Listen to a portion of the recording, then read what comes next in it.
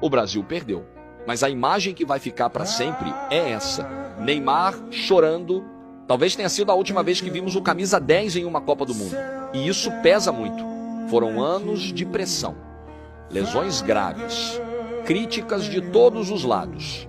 Mesmo assim, ele sempre voltava. Sempre fazia de tudo para defender a seleção.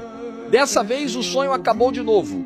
E quando o árbitro apitou o fim do jogo, Neymar não conseguiu segurar as lágrimas. Não era só uma derrota, era a possibilidade de ver o maior objetivo da carreira escapar para sempre. Você pode gostar ou não dele, mas é impossível negar o quanto Neymar marcou uma geração inteira de brasileiros. Ele carregou a esperança de um país durante mais de uma década. Agora fica a dúvida. Esse foi realmente o último capítulo de Neymar em Copas? Ou ainda existe espaço para mais uma história?